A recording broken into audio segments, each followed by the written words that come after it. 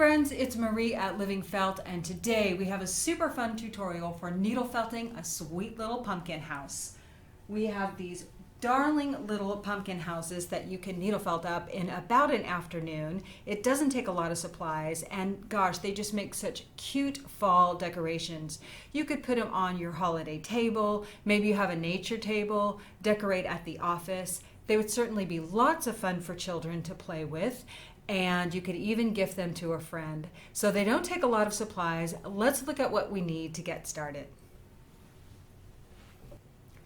You will want some core wool. This is our CW1 core wool. This is about 4 ounces, which is how much we'll include in the kit, but you only need about 1.5 ounces per pumpkin. You'll want a collection of fibers. Today we're working with our MC1 batting for colors and decoration. The kit comes with this lovely fall assortment, and you'll get more than you even need. And the kit also comes with some really fun bling fibers. We're giving you a few different types of sheep's lock for making the little vegetation areas around your little pumpkin house. We're going to give you some wool neps and some tessa and viscose fibers if you want a little extra sheen. That's all you need for fibers. The kit also includes a wood slice in case you want to mount it, and we'll look at how to do that. A chenille stem, a collection of felting needles, whatever you like to work with, and I'll share my preferences. Scissors will be really helpful, and then maybe some glue if you want to attach your base, or maybe if you can find a little acorn for a little night light or porch light like we've included in ours. And yep, so that's about all you need, just a few supplies, and this is so easy and fun. So we just put this kit out this week, and I am going to be working with some coarse needles, 32 is the blue and 36 pink triangles. And maybe you might like a spiral, or this is, you can't tell the difference, but this is like a star. And then I have one of my 36s in my tool, and then I like a little cluster of my 40 triangles. Here's our first job. Our first job is to make a ball for our pumpkin. For those who are brand new, I do want to walk you through that and show you what you're shooting for, and we're going to build on what we have, but I'm going to start and just at least take you through the process. This is what we're shooting for right here. This is a nice, dense, 1.5 ounces, approximately, probably 1.3, 1.4 ball or basic pumpkin. And you'll notice that it has some lobes, but they're not as pronounced as our fairy tale pumpkin kit. Did I bring him in? I thought I had him. I'll show you that. The lobes are not as pronounced, and that's going to allow us to put in our features. So we want a nice stiff ball, and I want to show you how to needle felt the very stiff ball and guide you through that process if you're brand new. This is not a project you want squishy, because we're going to cut some design elements into our pumpkin. So I'm going to get you started, and then we're going to progress with what I have here. And if you have questions at any time, please bring them. Anne is going to feed me your questions as we work together. I have a long length of our core wool, and to get started, I actually want to start with a smaller piece. The more dense your piece is to start, the easier it is to make it firm. I know that you can make a pumpkin by tying strings and squishing it down, but if you roll it tightly, it's going to be dense from the start. And battling the squishies is something that it drives me kind of bonkers. It's easier to make a firm piece if you start it firm. It's easier to put design elements in your piece if it's firm. It is easier to make your piece smooth if you give it a firm foundation to put your wool on top. So notice that I'm rolling this without a lot of air in it. And before you go too far, take your coarse needles and start poking that down into its shape and get it to hold together while it's still small. While it's still small, poke it so that your needle can go all the way through. Now you can use a multi-needle tool. This is a coarse needle. You could use a blue needle if you want. We're each going to have kind of a different preference, and this part takes a little bit of time, but it's worth your effort. So just roll it when you get it like this, roll it a little bit, and then roll it some more and poke it some more, and make sure you poke all the way around. Now, if you don't have these really coarse needles, make a cluster of the needles that you do have, even your fine needles. I think you will be impressed at what they will do when you use them as a cluster tool together like this. If you have one of our metal tools, this is a really nice cluster of needles. These are probably 4 38 triangles in there. Those make a great ball also. You just got to watch your fingers because it really is an aggressive tool. But you can also use that to firm up your ball. So on your initial shape, on your initial ball, you can press it into your foam or you can press it into your hand, but you want to needle felt it before it gets too big so that you can poke all the way through those layers. Use whatever you have. If you have the coarse needles, this is the 36. If you have a cluster, if you have a tool, whatever you have, just use that and take your time to make this ball nice and firm and round, by the way, or you can, we're going to build up the shapes as we go. So you want a nice core to start, and you can always build your ball shapes when you're feeling maybe not overly inspired, because this part takes a little more time. So if you want to make a few of these, do this when you're feeling like a low brain power and you'd rather watch your TV show or listen to a good speaker or something. Do this part then. So spend your time and firm up this little ball. Once you have this baseball, once you have this base shape, you're just going to continue building onto it, building it bigger and bigger and needle felting as you go. You're going to do that, continue that, building it bigger and bigger as you go. So notice this ball. This ball is no different than this first one that I started with you.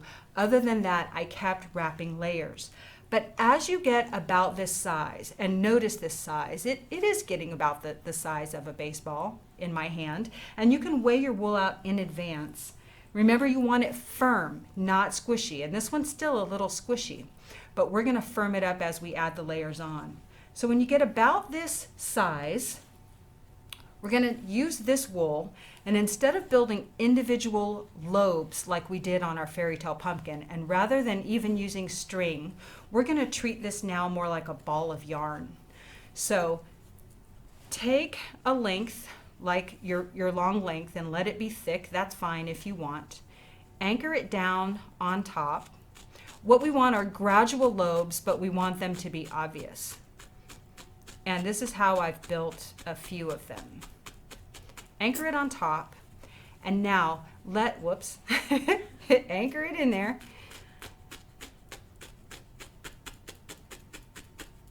And what needle are you using to anchor it? This one is a 32. Yeah, use a 32 or a 36 to anchor it in there. And don't worry about, misshaping the top, because your stem's going to go there and the base is going to be covered also. So let this wool cluster up and pull it tightly as you go around, and just wrap it. Make sure I'm on the. Wrap it around and build your lobes as if you were wrapping a ball of yarn.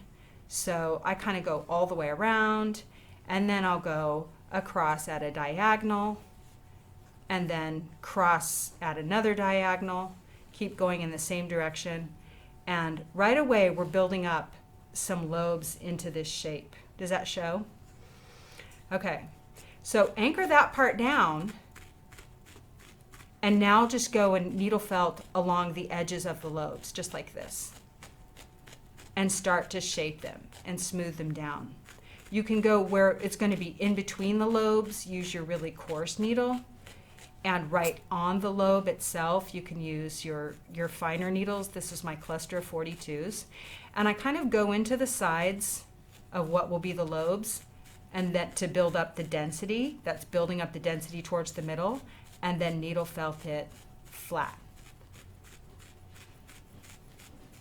You're going to keep adding wool to your pumpkin in this odd kind of way, like rolling it like a ball of yarn, but just do it in stages.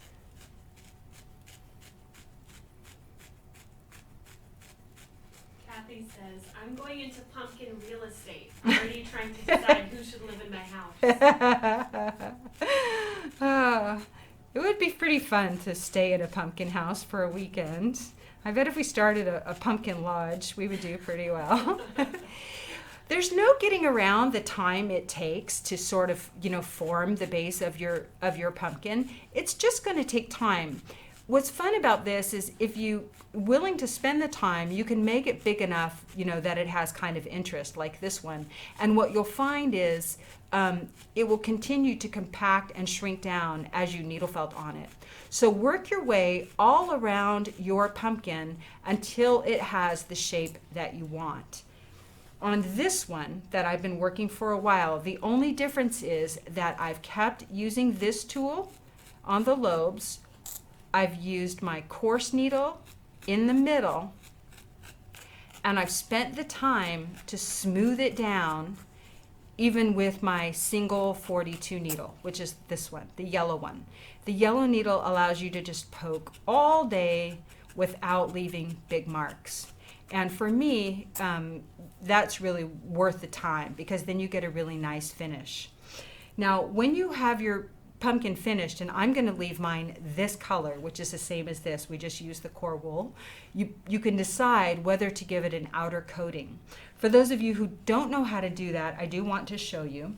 So let's take one of our smaller pumpkins, and I'm just going to give it a little bit of a lobe. The thing I will tell you is if your pumpkin's not very firm, it can be a little challenging to hold the lobes and have a firm structure. But start forming your lobes. If you just have a ball and you don't do the wrapping technique like we did, you can start forming your lobes with your coarse needles. And you can even hold 2 needles at once and form those lobes. So I just want you to see that. If you have lobes in there, how we would do it if we cover it with the wool. Okay, let's pretend that I have lobes all the way around. Where's my wool bucket? And let's make this particular, I'll use this super bright orange. The kit is going to be as if you're making this, and then you have all these other colors to accent if you want. Or you could make your pumpkin, honestly, any color that you want. So if we're going to cover a shape like this, you might even try a half thickness of the bat and see how that works for you. But what you can do is you can either wrap your wool around and needle felt it this way, or you can kind of wrap it from top to bottom and work your way around this way. Both will work. Both will absolutely work. So what I would do is just start tacking it down with my fine needle. Your fine needle, because it's not going to leave a lot of marks, and then just take your time and tack this outer layer down. You can mix up colors for this outer layer. It doesn't have to be solid, or you can make it super thin and then go back and patch, colors in as well. But if you make it about a half thickness, then your wool will go a little bit further. And gosh, I suppose you could make, burgundy pumpkins if you want, or blue pumpkins if you want. They don't have to be orange or white or green or whatever. But this is all you have to do if you want to give your pumpkin a color coat. And keep in mind that you really want this to be firm, and you're going to see why in a minute. So you don't want it loose such that you could pick it apart. It's important that all of this wool is really tacked down. So just spend your time and tack down your outer layer. And I'll show you on my orange pumpkin. What did I do with him? Here it is. On my orange pumpkin, this guy is covered with our fairy tale pumpkin with a bunch of embellishment fibers put on top. But notice that I can rub it and it doesn't come apart. And that's what you want. Get that outer layer so it's really nice and smooth and not easily roughed up. That's what you want to do. Okay. Y'all interrupt me with any questions.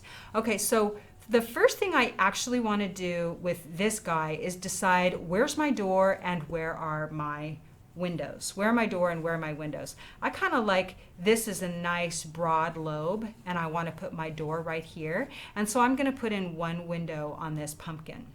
And I started with, you can start with either the door or the window, but let's start with the window.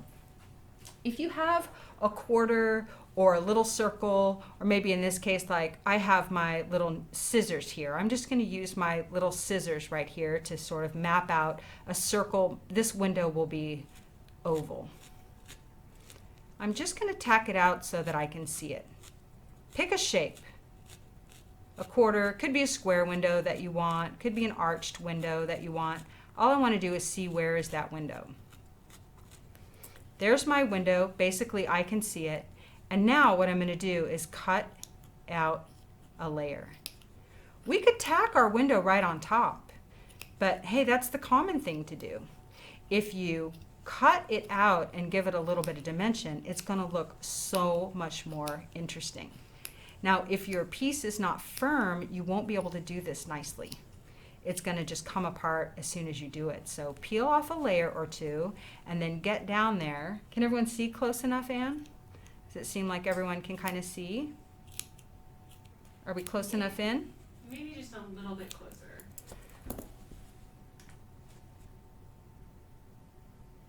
How's that? I know it's white, but we're going to put in some color right now. Is that okay? Not too close? Okay. So you're starting, the area that you're cutting is about, like, just in terms of size, is about the size of your thumb. Yep. Right? Mm-hmm. About the size of my thumb. Yep. So just cut it away so that you have a nice little indent. That's all we want. Can you use roving for the surface design? Yeah. Roving is just a different way wool is processed. So you're welcome to use whatever wool you want. I still think you'd be best to go ahead and needle felt it nice and flat. Okay, so now we have our little window carved out. We want to just felt that little area down a little bit so that it's not sticking up. And let's put in some color. Park my fibers right here. Y'all can see them. And we have a little pinch of yellow is included in your kit. Drop that in there and just needle felt it down. I'm using my 42 triangle needle. It's not going to leave great big marks. If it seems like it's leaving little pock marks, that just means that you can needle felt it more flat. When you're using a fine needle, if it seems like you see your pokes, just keep poking the parts that are sticking up. And know that the pokes are the level that you want to get all the other wool down to. So here's our little window. Make yours nice and flat. And then you might pick a color to trim out your window. You can trim the entire inside or just put little cross bracings if you want. Take a tiny little pinch, roll it in your fingers. Just roll it so it's basically the shape you want, and then tack it down so you get a nice little cross bracing. Notice I just anchored one end, go across to the other, and then if you have a whole bunch left, you can either tuck it all down or you can just snip it off. And if it's long enough to go across the other way, then use it to go across the other way.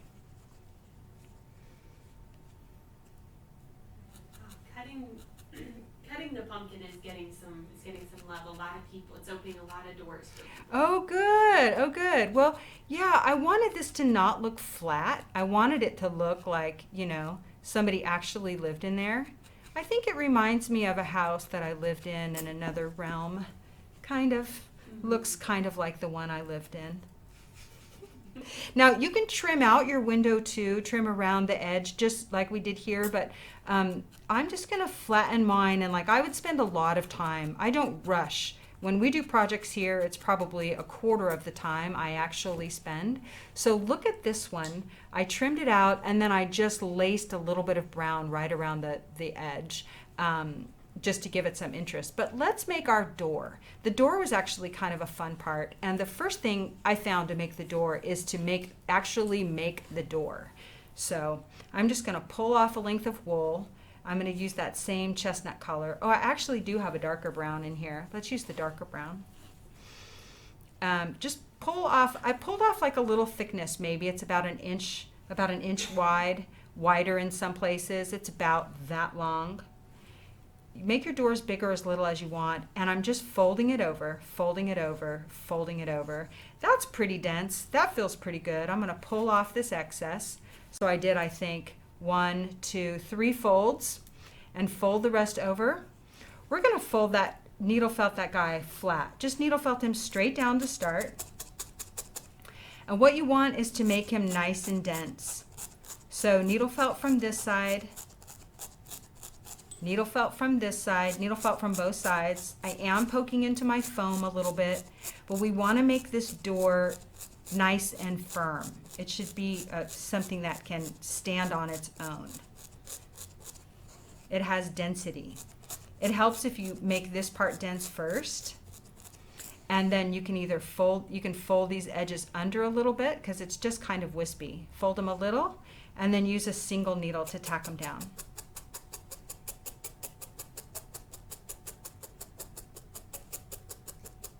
I think this is inspiring Melanie to make a Hobbit pumpkin house. Oh yeah, I mean this feels like a little fairy house, or yeah, I mean there's so many things you can make with this. And you could go off for days. You could have more like a country bumpkin fairy house, or like a really regal one, and add some bead work and maybe some jewelry findings. I imagine that sometimes when my earrings go missing, it's because those fairies have grabbed them. You know, how do you just lose one earring and you drop it on the carpet and you just can't find it? You got to know the fairies snatched it.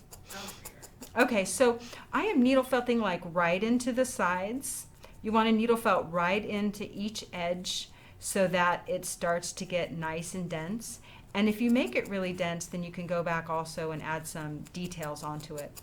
Once you have your door to about the size that you want, then put it on the face of your pumpkin where you want it to be. Mine could definitely use a little bit of firming up, but we're going to have to move ahead. So let me just shape it a little bit. Okay, I have a little door. It's going to go right here.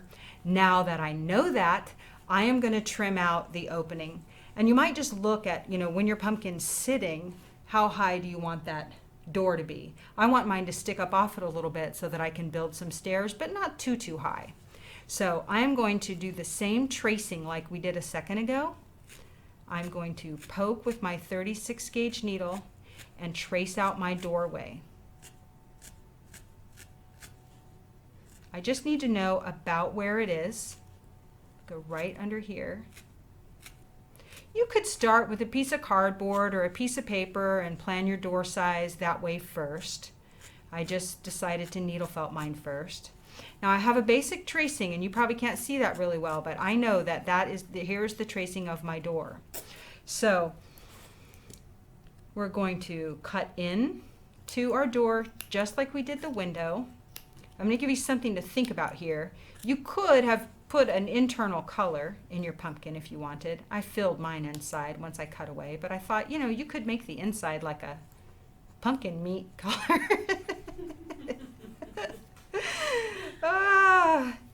And I wanted this to kind of look like the pumpkin was cut away and it was rolled up to form a little cover over the door, you know. So you can leave yours attached, or you can take it off and then basically reuse it to kind of make your little door cover. So it's going to stick down here. Just cut it and try and just cut it basically level so you have you control the thickness of that piece. Little scissors will be your friend here, not big scissors. Okay, so what you can do is kind of curl this back like that, so it's like a little, you know, entryway cover. And then use your coarse needle to tack her down. Just needle felt it to itself so that it sticks.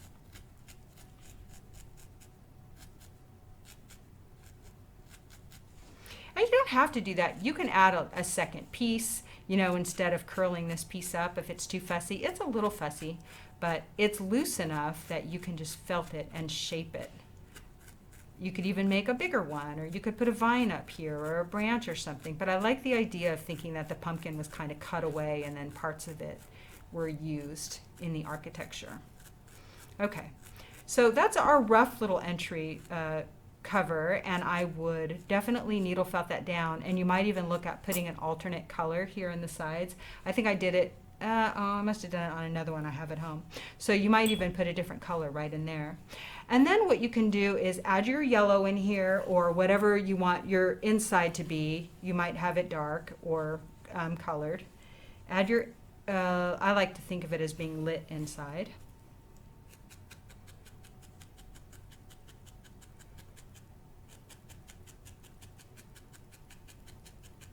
Get it nice and flat. It's a lot easier to get it nice and flat and smooth before you put your door on. Now the door is kind of a cheat. So here's my door, and my door is a little tall because I didn't keep needle felting it. But the door is a little bit of a cheat, meaning it looks like it's barely attached on, but we're going to needle felt it onto the face a little bit. So I have my little entryway here, and here's my door. And I'm going to needle felt this side down right here. That's going to kind of hinge it. And then we're going to fake it with some little like door straps. And I'm going to needle felt the rest of it down. I need a...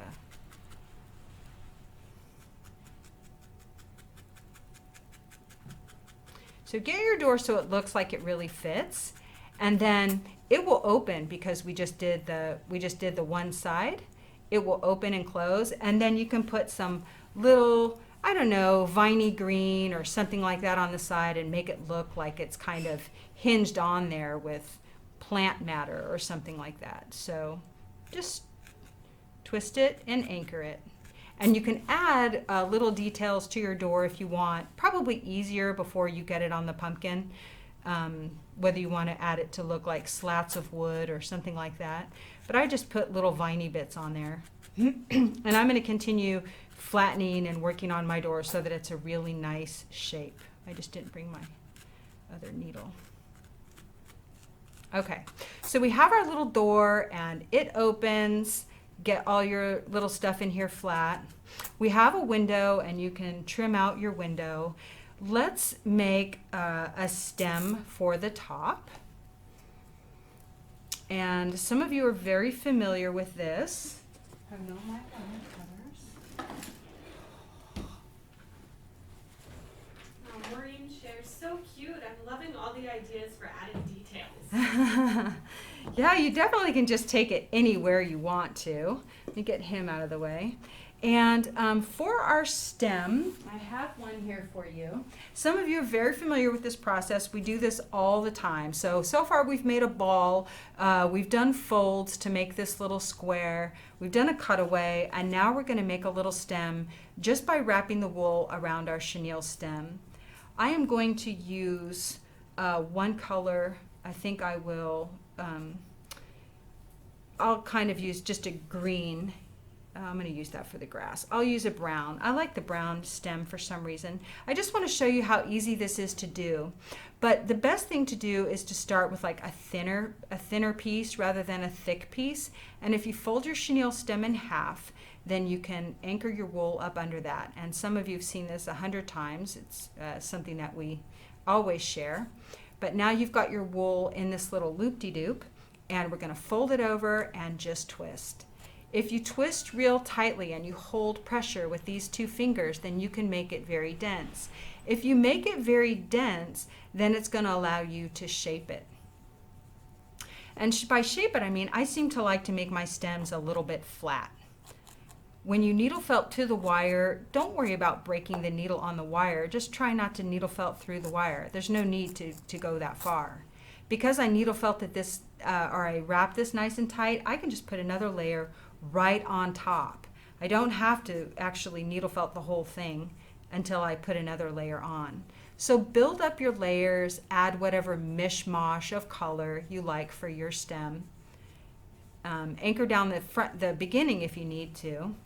but I just wrap mine really tight. And if you use our batting, we're using our MC1 batting here, which is included in the kit, you'll find that it really does stick to itself really well, and it needle felts really well. So make your stem whatever shape or colors you like, and if you build it over wire or a chenille stem which has the grippy, then you'll be able to pose it. So just take your stem as far as you want it to go and needle felt it really nice and firm and shape it, okay? So there's our stem. Let's look at one other design feature, and that's our chimney. The chimney, I brought one. The chimney is kind of fun. Now this guy has a chimney, the other one doesn't. The chimney is kind of fun, and I just made it a little mishmash of color. It is also a roll, but it has no stem in it. And here's how I made that.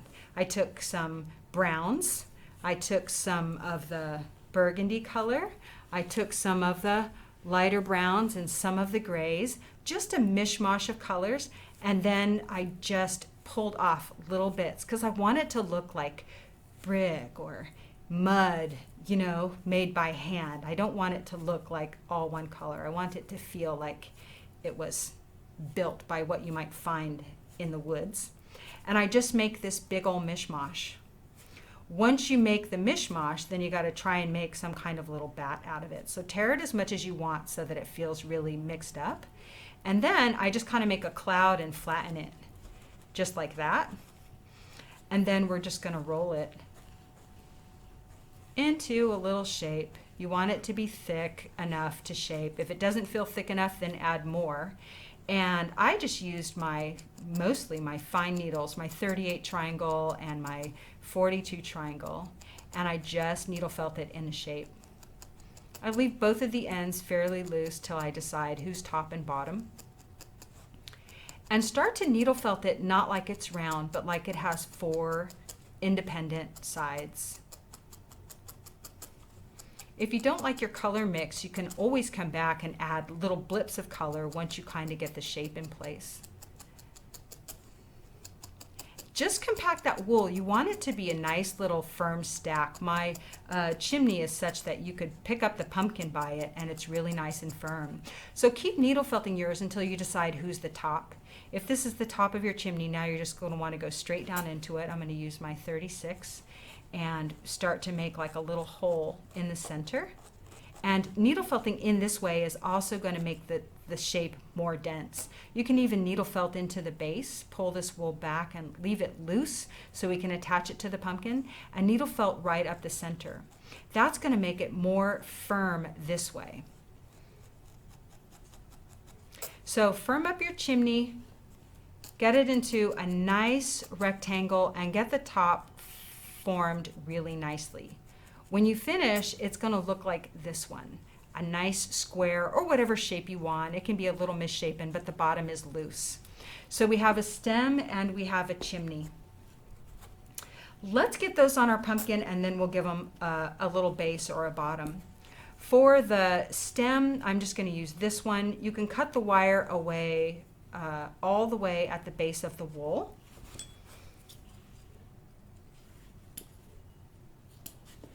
Until you just have that left. I like to bend mine. I like to twist mine a little bit, which is the reason for using the wire. And then just put it right on your pumpkin where you want it. Stretch out all of that wool so that you have a little platform to attach it with. Figure out, I'm going to turn my stem this way because I'm going to put my chimney on the right. And again, use your coarse needles. When you do, needle felt straight all the way down through the top, not just that little bottom piece, but needle felt right adjacent to what is your chenille stem under there, and tack all that wool in the middle down as well. Anne's writing down names over there. That means somebody on the live show is going to win a prize. Good reasons to watch the live show, because we always give away prizes at the end. Mm-hmm. Judy Wilson shares, Marie is full of woolly, awesome ideas. Thank you, Judy. Okay, before I put any of my locks and stuff on, I'm just going to put my chimney on. Now this chimney seems a little long, but I don't care. I mean, some chimneys are short and some chimneys are long, and I'm going to attach mine right to the side, right there. And for my chimney, I actually don't want fibers sticking out all over the place, so I'm just going to use that loose bottom and actually try and form it right around that stack, meaning I'm tucking all the wool in as I needle felt it in. So I don't want it stretching out. I want it to look like it's just been, a hole's been cut in my pumpkin and the chimney been added. That's just me. You can make it however you want. But I'm just tucking all those loose fibers in. That's the difference. Whereas on the stem, I spread it out. So tuck all those down, get them in place. And now I'm going to add a little wool and stuff to the top of my stem. This one, you'll notice I just brought the wool down in peaks. That's fun. That's an idea. This one, all I really did was use locks and stuff to spread them out. So however you're feeling, this is like what's included in the kit. So I'm going to use a little bit of both. I don't mind that there is the same wool on the ground or the same locks that are on the ground by the pumpkin as there are up at the top. I think that just adds a little interest. And I don't want mine to look too specific. I like them being a little crazy, not very neat. The village where I was in Fairyland was kind of like that, just a little whimsical and not the sculptured garden type of fairy.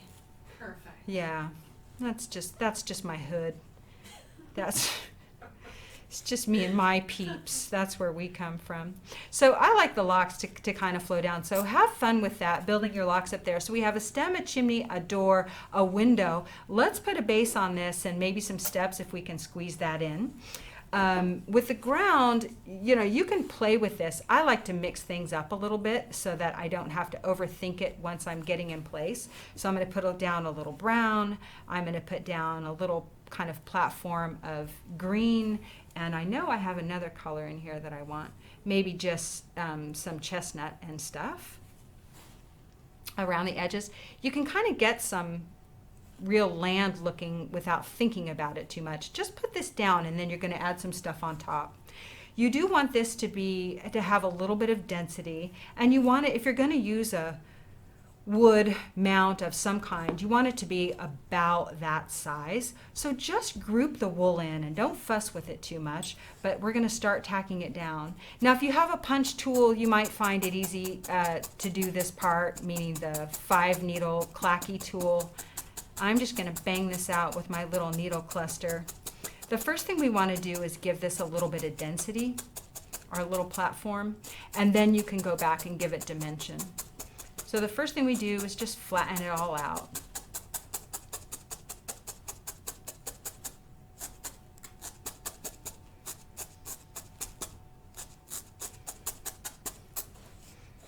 Anne and I are going to start a tiny house village with our pumpkin houses.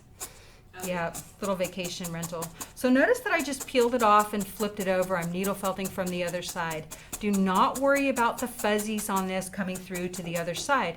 You're going to be mounting your pumpkin. You're going to be adding stairs. You're going to be adding foliage, probably some rocks.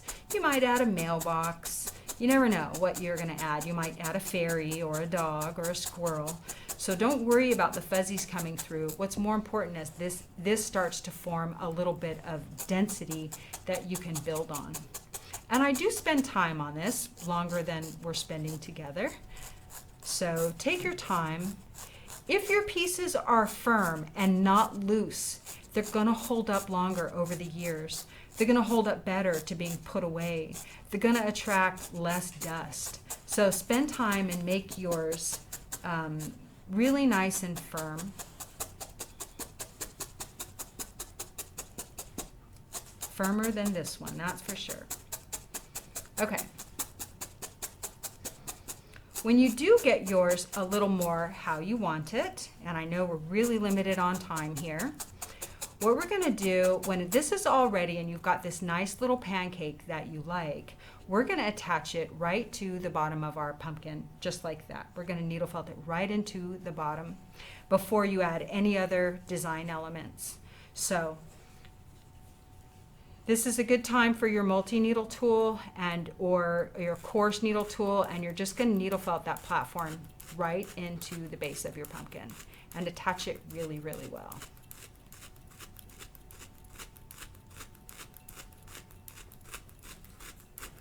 Just like that. It should stick on, and it would mount well on our little wood piece. So then let's add some stairs or something just to bridge that little gap and just fill in. Again, needle felt yours more firmly than this. So to make stairs, all we're really doing is the same thing that we've done in other places, and that's a fold. So take a little piece of wool, fold it. Anne's giggling. What are y'all saying over there? I want to know. Linda shares air P&P for pumpkin and pie. Oh, I love it. Air P&P. Oh, I love that. Okay, for the stairs, all you're going to do is make a series of folds, just kind of like we did with the door, but make sure that you go in on the sides before you get too far and build up. You can make them, if you make it and it's not high enough to meet the door, then just wrap another layer around.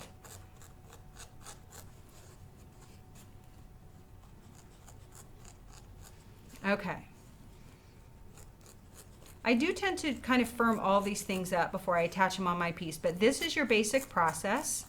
And then you're going to want to wedge it. If you wedge it kind of right under the door here, if you wedge it under there, then it's going to provide like a little lift. So needle felt it right to the face of your pumpkin if you need to kind of get that height, and then spend the time to shape it. I know it's hard to see straight down, but spend the time to kind of shape it and get it flat, and then also needle felt it down to the bottom piece, and build as many stairs as you need to build. When you get to the sides here, it's a perfect time to fill in with your foliage. So all this little bits that we've included in your kit, all you need to do is just kind of cluster them around and fill in the gaps. Lay them over each other and try not to control it too much, because that's going to make it look a little more organic, and just tack them down.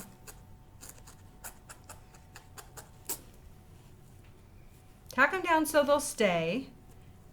Mix them up a little bit.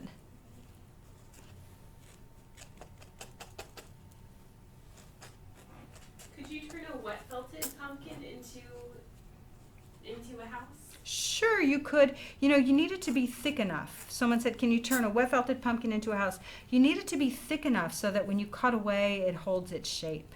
So I would say, play with that thickness or start small. Okay, so we have like some little foliage just kind of tacked on around here, but don't be afraid to pull out your bling. Now this really fun frilly stuff, this could make just fun little elements right here, when you're by your front door. You can just cluster it down and let it stick up, little pink bits like it's flowers. I like to do a little like tack and twirl so you can make little flowers. Does that show? That's hard to see. Little tuck them in so you just get a little bit of color. You can even add a little bit of this wispy green right to the top of your pumpkin. You can mix it with your wool if you want, or you could just lay it on there.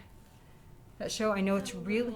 Yeah, it's a little tricky to see. I know it's light, but I know it's light, but you don't want to add so much that it feels super forced. So just, put a little bit on there, and then just tack it in.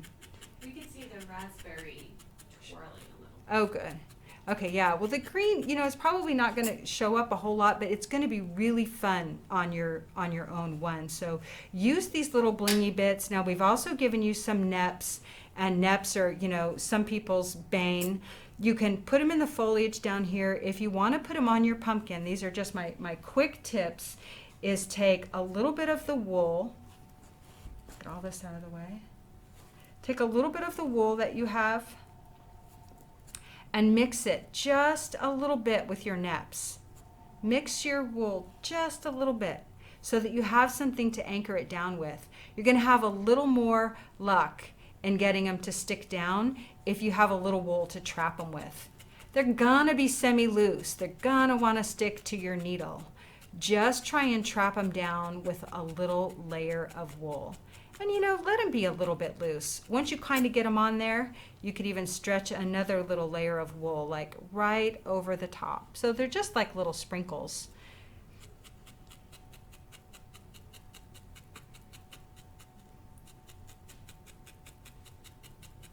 And so it's more like you're anchoring down the wool that's trapping over the top of them than really needle felting those down. They're kind of hard to stick because they're already felted bits.